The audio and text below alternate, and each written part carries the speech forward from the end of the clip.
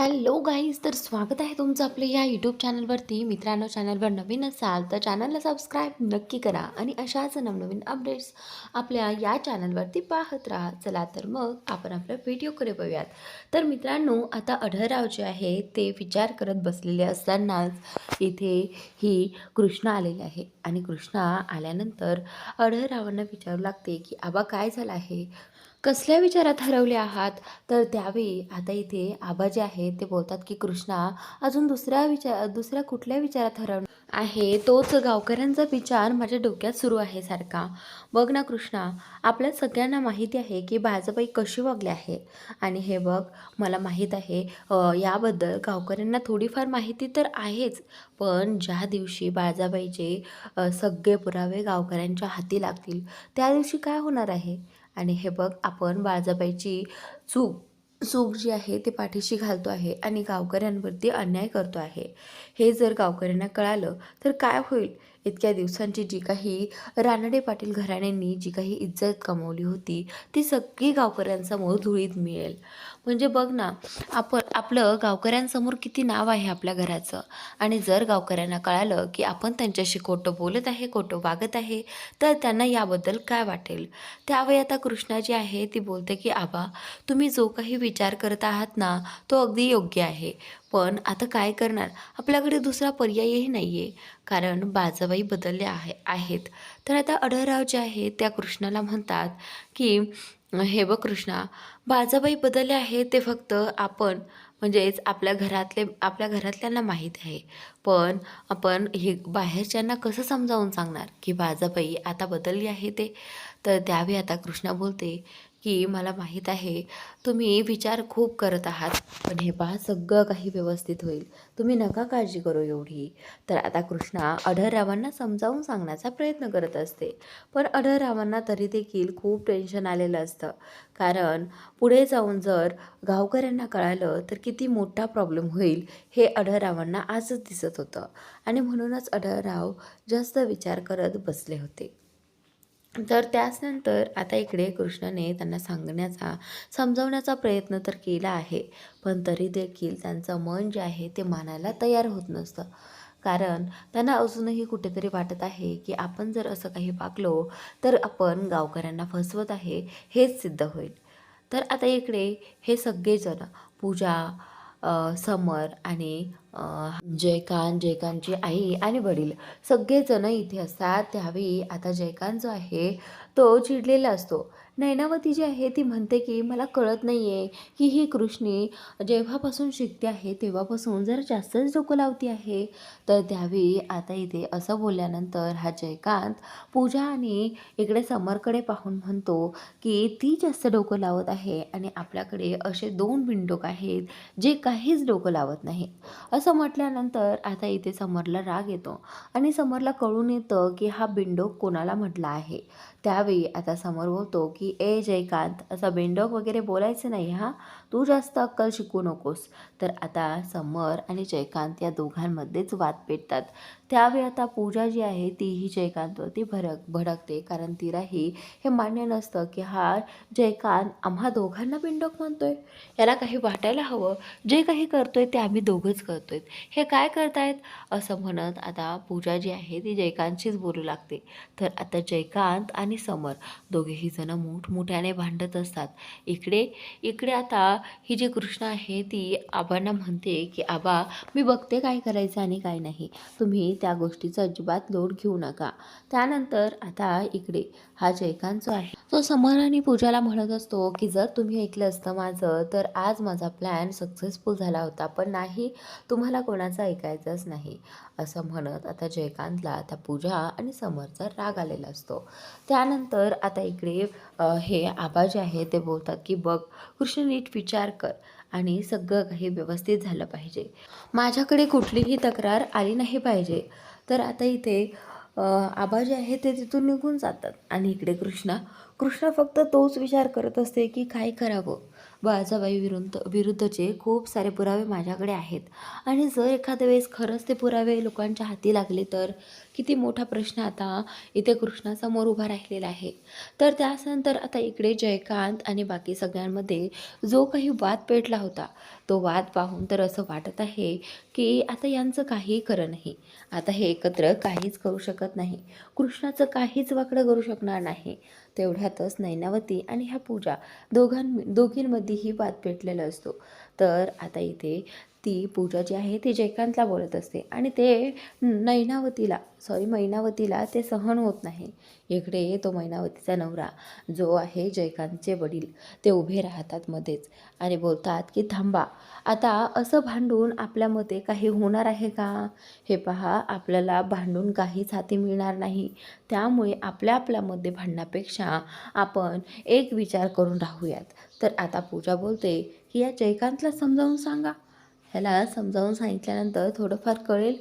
त्यावेळी आता इथे हे जयकांतचे वडील जे आहेत ते बोलतात की मी दोघांनाही सांगत आहे, दोघांनीही गप्प राहा आणि मी जे काही सांगतो आहे ना ते नीट ऐका, लक्ष देऊ नये का. तर त्यावेळी आता इथे सगळेजण विचार करत असतात की हे नक्की काय सांगणार आहेत. तर ते सांगू लागतात की हे पहा, कृष्णाचे बाळजाबाईकडे सगळे काही पुरावे आहेत. म्हणजे आत्तापर्यंत जे काही कटकारस्थानं बाळजाबाईने केले ते सगळे पुरावे कृष्णाने अजूनही जपून ठेवलेले आहेत. तर त्यावेळी हे ऐकून पूजा बोलते की काय, कृष्णाने ते पुरावे जपून ठेवले आहेत, पण कशासाठी? तर आता इथे हे जे काही जयकांतचे वडील आहेत ते बोलू लागतात की या पुराव्यामुळे पुन्हा बाळजाबाईने असं वागण्याची हिंमत करू नये म्हणून कृष्णाने ते पुरावे जपून ठेवलेले आहेत आणि बाळजाबाईला सतत आठवण करून देण्यासाठी ठेवले आहेत खरं तर. कारण तिने पुन्हा भविष्यात असं कधीही वागू नये, असा कधीही लोकांचा छळ करू नये. तर त्यानंतर आता इथे ही जी पूजा आहे ती बोलते की अरे वा, म्हणजे आपल्याकडे अजूनही एक चान्स आहेच तर. तर आता इथे जयकांतचे वडील जे आहेत ते बोलतात की हो, आपल्याकडे चान्स आहे, पण आपल्याला काहीही करून ते पुरावे मिळवावे लागतील. जर ते पुरावे मिळाले तरच आपला त्यात काही फायदा आहे.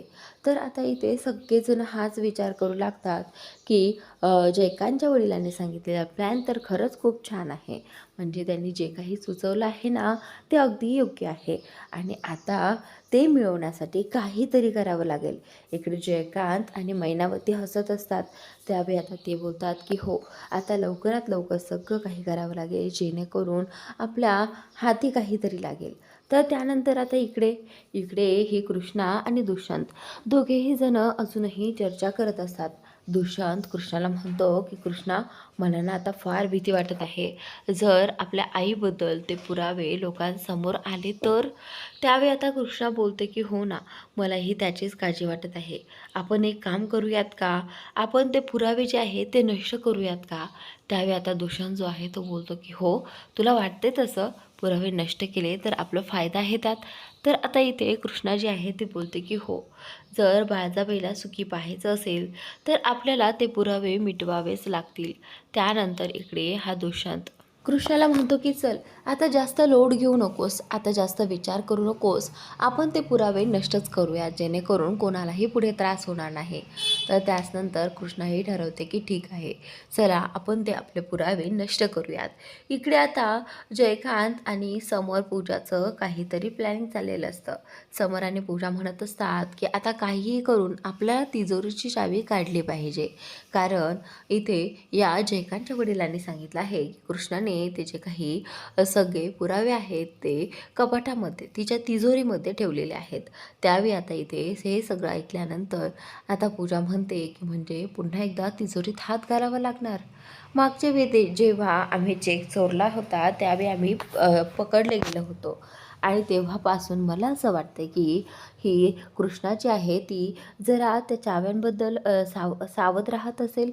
तर आता इथे समरही या गोष्टीचा विचार करतो आणि त्यावेळी तोही बोलतो की हो, कदाचित तसंच असणार आहे. मग आपण ती चावी कशी काय मिळवायची हाच विचार ते करत असतात. तर आता रात्रीच्या वेळी ही चावी चोरायची ठरते. मग नक्की ही चावी कोण चोरणार याचा ह्यांच्यामध्ये डिस्कशन चाललेलं असतं. तर त्यावेळी आता पूजा म्हणत असते की काहीही झालं तरी आपल्या हाती ते पुरावे लागायला हवेत. तर तेवढ्यातच मैनावती जी आहे ती बाहेरून आतमध्ये येते. आल्या आल्या त्या सगळ्यांना म्हणते की आता मी खूप खुश आहे, कारण मी भिंतीला कान देऊन आली आहे. तर त्यावेळी आता इथे मैनावती जी आहे ती बोलू लागते की हे पहा, माझ्याकडे एक न्यूज आहे. तर सगळेजण ऐकण्यासाठी रेडी होतात आणि बोलू लागतात की हा बोला, पटकन बोला. तर आता मैनावती जी आहे ती बोलते की मी कृष्णा आणि दुष्यंतचं बोलणं ऐकलं आहे. कृष्णा दुष्यंतला म्हणत असते की आपल्याकडे जे काही पुरावे आहेत ते आजची आज आपल्याला नष्ट करावे लागतील, नाहीतर हे जर कोणाच्या हाती लागले तर आपलंही काही खरं नाही आणि बाळजाबाईचं तर नाहीच नाही आणि हे लग्नच मोडून जाईल, असं आता इथे कृष्णा म्हणत असते. तर त्याच नंतर आता इथे म्हणूनच ते आज रात्रीच ते पुरावे नष्ट करणार आहेत, ते जाळून टाकणार आहेत. तर असं सांगितल्यानंतर इकडे जयकांत आणि पूजाची जास्त चिडचिड होते, कारण हा प्लॅन आपल्या फायद्याचा नाही आहे हे सुद्धा या मैनावतीला कळत नाही. तर त्यावेळी आता कृष्णा मोठ्याने म्हणते की यात आपला का फायदा आहे, समजत नाही का थोडंसं. तर त्यावेळी आता इथे ही जी काही बाई आहे ना मैनावती, ती जास्त कधी डोकं चालवतच नसते, फक्त दुसरे जे सांगतील तेच करत असते. त्यानंतर आता इकडे कृष्णा आणि दुष्यंतने ते पुरावे लॉकरमधून बाहेर काढलेले आहेत आणि आता ते पुरावे जाळण्यासाठी ते घराच्या बाहेर पडले आहेत.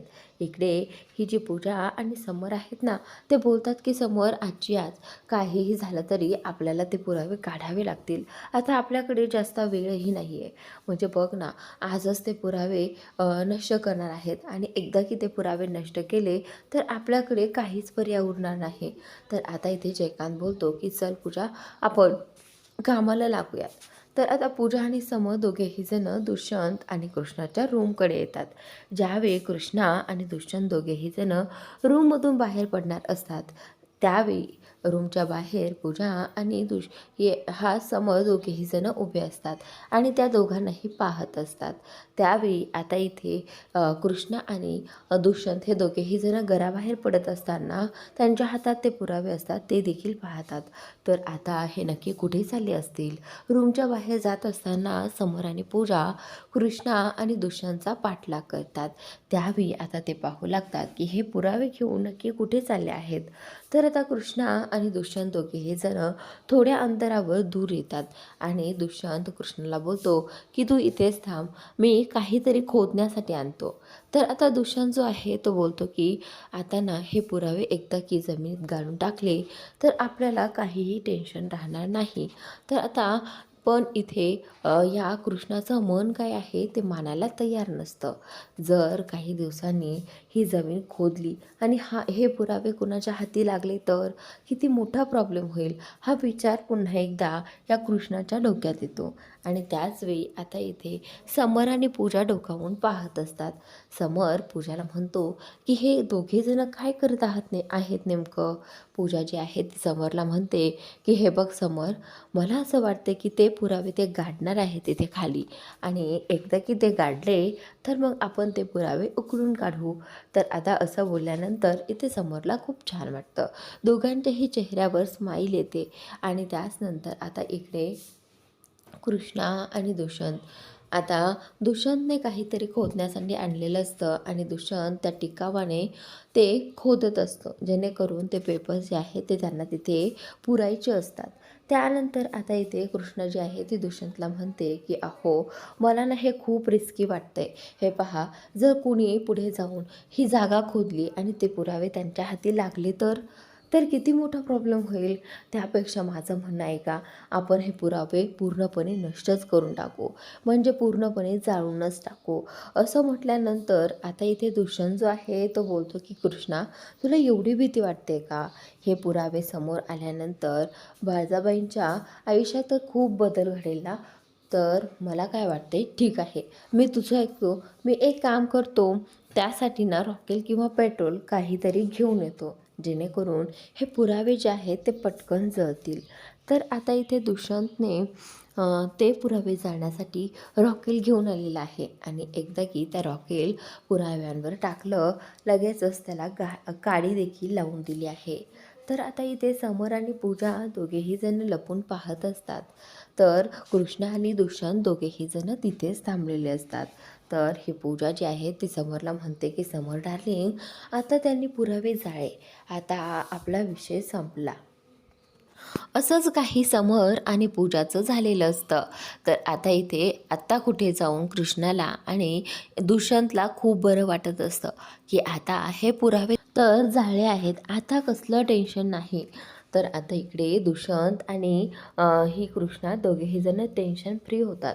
त्यानंतर इकडे ज्यावेळी कृष्णा आणि दुष्यंत दोघेही जण पाठीमागे निघून जातात, त्यावेळी तिथे ही समर आणि पूजा दोघेही जण या जाळापाशी येतात आणि पाहू लागतात की आता तर पुरावे जाळले आहेत, आता आपल्याकडे काहीच पुरावा राहिलेला नाही आहे, असं ते दोघेही जण म्हणत असतात. आणि इकडे हा समर जो आहे तो खूप आश्चर्यचकित होऊन त्या जाळाकडे पाहत असतो. तर त्याचनंतर आता इकडे दुसऱ्या दिवशी सकाळी सगळेजण एकत्र बसलेले असतात आणि गुरुजी तिथे आलेले असतात. गुरुजींना कृष्णाने बाळजाबाई आणि आबांच्या लग्नाबद्दलची बोलणी करण्यासाठी इथे बोलावलेलं असतं. तर त्यावेळी आता गुरुजींनाही खूप आनंद झालेला असतो की आता अढळराव आणि बाईसाहेब जे आहेत, बाळजाबाई जे आहेत, ते दोघेही जण एकत्र येणार आहेत, असा विचार करून यांना खूप छान वाटतं. गुरुजींना त्यावेळी आता गुरुजी बोलतात की मला असं वाटते की घरात आता एक कार्य झालं पाहिजे, म्हणजेच आता ती पूजा. तर आता इथे कृष्णाला पूजाचं नाव घेताच आता कुठेतरी डाऊट येऊ लागतो की नक्की हीच काहीतरी राडा करत आहे.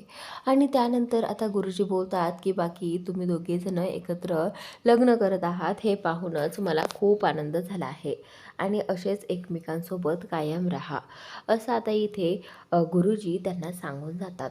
त्यानंतर आता इथे ज्यावेळी गुरुजी सगळ्यांशी बोलत असतात, त्याचवेळी आता ही कृष्णाची बहीण जी आहे ती पळत पळत अगदी धावत पळत कृष्णापर्यंत पोहोचलेली आहे. कृष्णा तिला म्हणते, अगं काय झालंय भावा, तू अशी एवढी धापा का टाकत आहेस?